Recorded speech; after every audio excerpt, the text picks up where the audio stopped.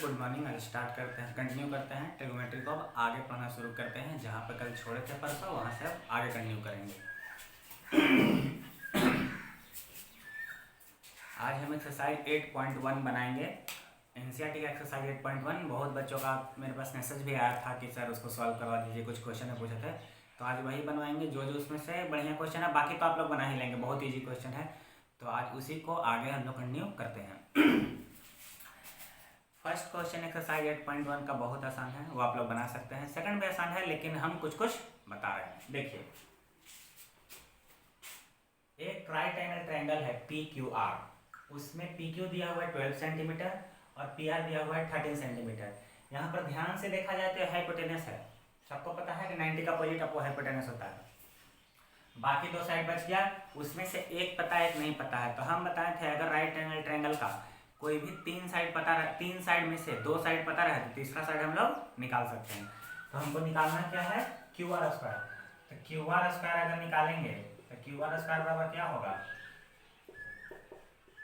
PR square minus PQ square. क्यों होगा, Pythagoras theorem से। तो PR स्क्वायर यानी किसका स्क्वायर 13 का, PQ यानी कि 12 का। 13 का स्क्वायर कितना होता है 169, 12 का कितना होता है 144। अभी तो सब्ट्रैक्ट करेंगे तो 25, यानी कि QR कितना आ जाएगा, QR 25 का रूट आ जाएगा, यानी कितना 5 सेंटीमीटर। QR स्क्वायर 25 है तो QR कितना होगा 5 सेंटीमीटर। हमको निकालना है tan P minus cot R। tan P, tan होता है P by V, tan theta होता है P बाई V, और cot थीटा क्या होता है B बाई P। अब ध्यान से यहाँ समझेंगे, tan P निकालना है यानी कि एंगल यहाँ पर है, और इसके लिए P बाई B यानी कि परपेंडिकुलर बटा बेस। तो P ये वाला हुआ और B कौन हुआ, तो P कौन हुआ इसके लिए QR, और B कौन हुआ PQ, minus cot R, cot theta B by P, theta यहाँ पर है तो B कौन हो गया QR और P कौन हो गया PQ। यानी कि देखा जाए तो दोनों सेम है। तो अगर हम ये नहीं भी निकालते तीसरा साइड तभी ये बन जाता, लेकिन कोई जरूरी तो नहीं है कि हर बार सेम आएगा, इसीलिए हम तीनों साइड निकाल लेंगे। पहले दो साइड पता है, तीनों निकाल लेंगे। अब बनाएंगे तो QR का कितना होगा 5/12 माइनस 5/12, आंसर कितना हो जाएगा 0। ठीक है,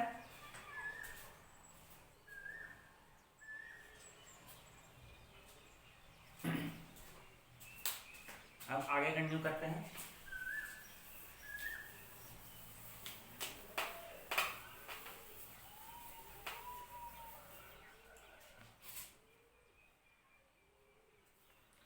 एक क्वेश्चन दिया हुआ है, if sin A equal to 3/4 calculate cos A and tan A। यानी कि sin A दिया हुआ है 3/4, बाकी दो कैलकुलेट करना है। तो बहुत आसान है, पुराना पढ़ा हुआ है। sin थीटा होता है P by B, P by H, तो P कितना हुआ 3, H कितना हुआ 4। लेकिन हम बोले थे कि ऐसा जब भी रेशियो दिया रहेगा तो हम लोग K लगा लेंगे, और P और H पता है तो हम लोग पाइथागोरस थ्योरम से क्या निकालेंगे, using Pythagoras theorem. Pythagoras theorem से क्या निकालेंगे B, तो B स्क्वायर इक्वल टू क्या होता है H square minus P square, यानी कि 4K square minus 3K square, तो 16K square minus 9K square कितना हो जाएगा 7K स्क्वायर। तो B कितना हो जाएगा √7K, पूरा पर रूट आएगा तो 7 का रूट तो √7 ही हो जाएगा, K स्क्वायर कितना हो जाएगा K।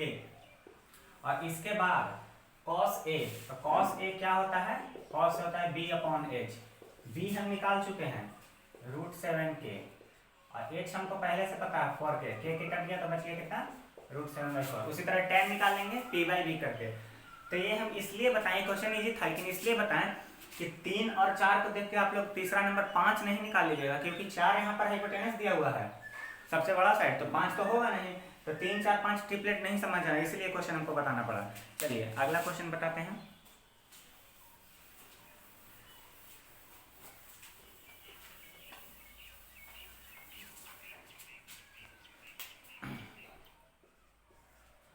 क्वेश्चन, क्वेश्चन नंबर आप लोग मिला लीजिएगा। क्वेश्चन में दिया हुआ है given 15 cot A equal to 8, शायद यही है। हाँ, find sine A and sec ए।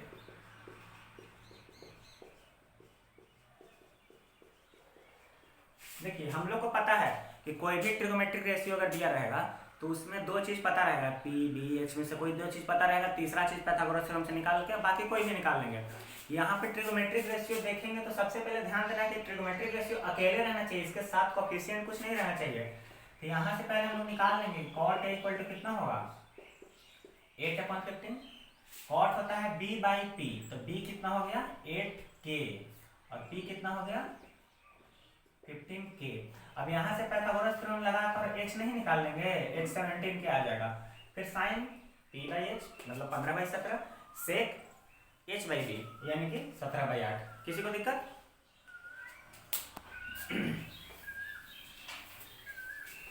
चलिए एक क्वेश्चन जो मेरे पास स्पेशली आया था वो हम बताना चाहेंगे। क्वेश्चन नंबर 6 है, if angle A and angle B are acute angles, ऐसे करके है such that cos A equal to cos B,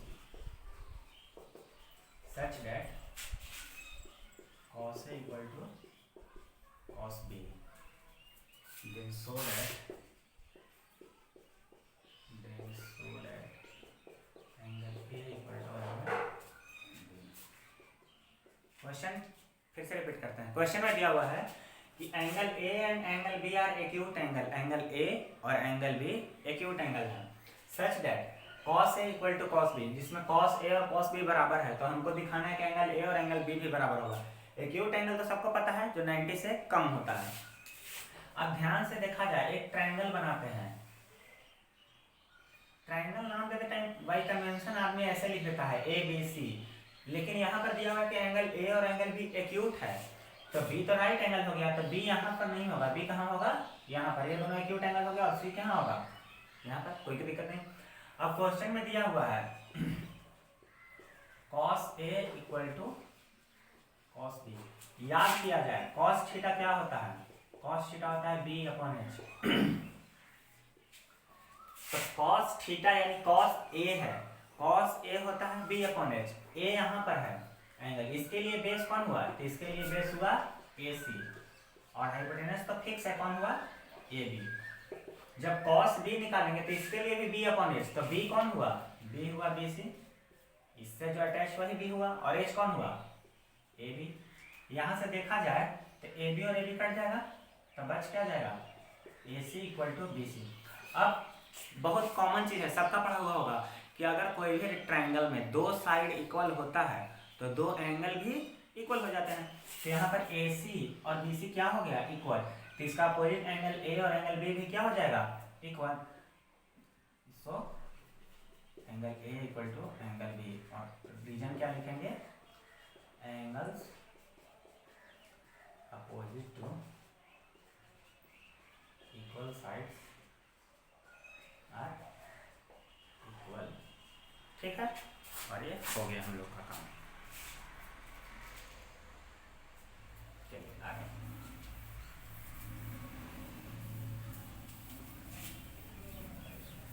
आप लोग पॉज करके वीडियो को लिख लेंगे।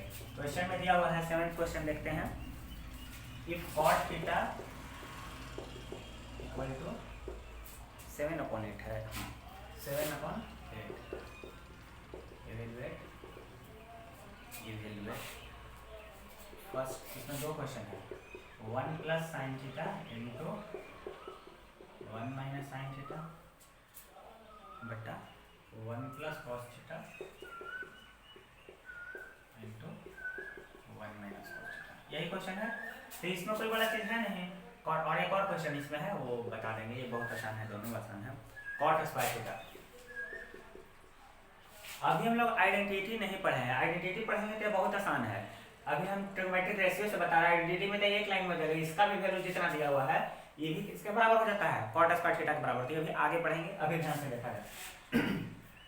कॉट थीटा दिया हुआ है 7/8, यानी कॉट होता क्या है? B/P, तो B कितना हुआ 7 के, p कितना हुआ 8 के। तो आप लोग h निकाल लीजिएगा कि नहीं निकाल लीजिएगा, h यहाँ से निकालेंगे। तो h पाइथागोरस थ्योरम से निकालेंगे तो क्या होता है, h बराबर होता है p square plus b square. लिख लेंगे वो सब यूजिंग पाइथागोरस थ्योरम, यानी 8k square plus 7k square. तो ये हो जाएगा 64 और 49। 64 और 49 कितना हो गया, शायद 113 k स्क्वायर, h स्क्वायर का वैल्यू आया। अब h निकालेंगे तो √130 k, यही आएगा। अब इसमें कोई इशू नहीं होना चाहिए, जो क्वेश्चन दिया हुआ है ये देखा जाए तो एक तरह से a प्लस बी और a माइनस बी भी है, तो ऐसे भी बना सकते हैं या फिर ऐसे ही बना देते हैं। देखिए 1 plus sine theta into 1 minus sine theta upon 1 plus cos theta into 1 minus cos theta. तो 1 प्लस साइन थीटा की जगह पर क्या होगा, 1 plus p by H. p कितना है 8k, h कितना है 100√30। लेकिन k नहीं लिख रहे हैं, क्योंकि तो ऐसे भी ऑटोमेटिक कट जाना है दोनों। यहाँ पर क्या हो जाएगा 1 माइनस 8/√130 बटा, यहाँ पर क्या होगा 1 प्लस b बाई एच। तो b कितना है 7, तो 7/130, और यहाँ क्या होगा 1 माइनस 7/√130। लाइट अगर आ रहा होगा तो देखा जाए। यहाँ से 1 plus sine theta 1 minus sine theta, sine theta होता है p बाई एच। तो p पता है हमको 8k और h कितना है √130, वही लिखे हैं, यहाँ भी वही लिखे क्योंकि यहाँ भी साइन थीटा है। कॉस होता है b बाई एच, तो b बाई एच और उसको लिख दिए। अब ये देखा जाए तो a plus B into A minus B है, ये भी a plus B into A minus B है, इधर से मिटाते हैं। ये जो क्वेश्चन है वहां पर ये हो जाएगा a square minus B square, a square यानी 1 का स्क्वायर माइनस बी स्क्वायर यानी कि √113 जो 8 के ऊपर है उसका स्क्वायर, 1 स्क्वायर माइनस, यही होगा। तो ऊपर हो जाएगा 1 माइनस 64 और रूट से स्क्वायर खत्म, फिर कितना बचेगा, ऊपर कितना बचा, नीचे कितना बचा 1/49/113। इसको जब बनाएंगे तो इसका एलसीएम होगा तो 113 माइनस 64, 113 माइनस 49, 130 कैंसिल हो जाएगा।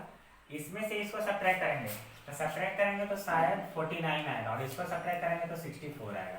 यही हमारा आंसर हो गया। अब देखिए एक और क्वेश्चन है cot square theta. Cot square theta यानी हम बताए थे, पहला दिन ही बताए थे, कॉट स्क्वायर थीटा यानी कि कॉट थीटा का स्क्वायर। तो कॉट थीटा का स्क्वायर यानी कॉट थीटा कितना है 7/8, इसका क्या स्क्वायर, तो 7 का स्क्वायर 49, 8 का स्क्वायर कितना 64। देखिए दोनों का आंसर सेम आया। वही हम बताना चाह रहे थे कि अगर हम आइडेंटिटी पढ़ेंगे तो उसके बाद पता चलेगा कि इतना बड़ा तो हमको सॉल्व करने की जरूरत नहीं है, ऑटोमेटिक इतना हो जाता है। तो आगे हम लोग पढ़ेंगे, अभी तत्काल के लिए जान जाइए, इसको लिख लीजिए।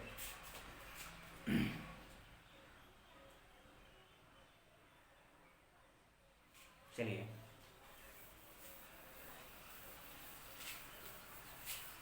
क्वेश्चन नंबर 9 जो है वो ट्रू और फॉल्स का क्वेश्चन है। उसमें पहला क्वेश्चन है कि the value of tan a is always less than 1।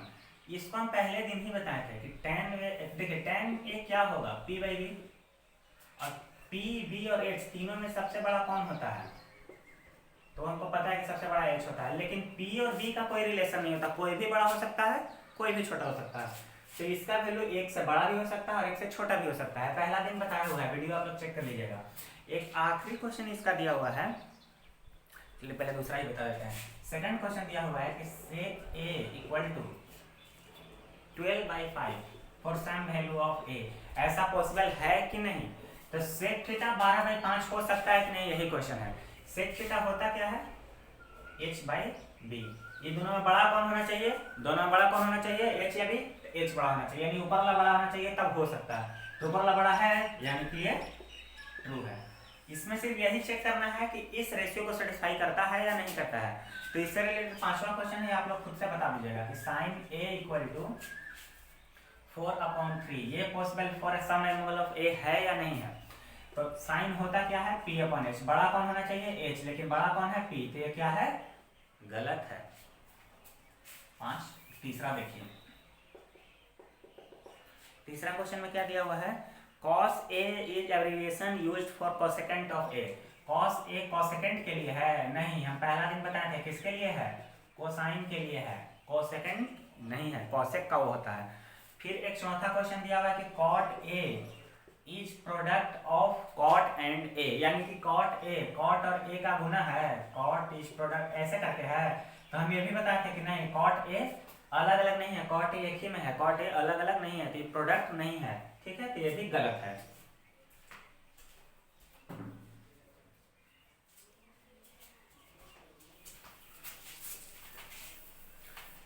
चलिए बच्चों, इतना बात आप लोग आज रिवाइज कर लीजिएगा। एक क्वेश्चन इस एक्सरसाइज का और बच गया है, वो थोड़ा सा अच्छा से बताना पड़ेगा, उसमें थोड़ा सा टाइम लगेगा, ज़्यादा बड़ा वीडियो में अपलोड भी नहीं कर सकते हैं नेटवर्क प्रॉब्लम के कारण, इसीलिए इतना आप लोग लिख लीजिएगा। 8.1 लगभग खत्म, एक क्वेश्चन को छोड़कर PQ प्लस PR करके कुछ क्वेश्चन उसमें दिया हुआ है, हम भी चेक कर लेते, उसको छोड़ दीजिएगा। क्वेश्चन नंबर 10 जो है उसको आप बनाने की कोशिश कीजिएगा, बनता है ठीक बात है, नहीं बनता है तो हम अगला दिन इसको कल बता देंगे। और कल फिर हम ट्रिग्नोमेट्रिक एंगल स्टार्ट करेंगे।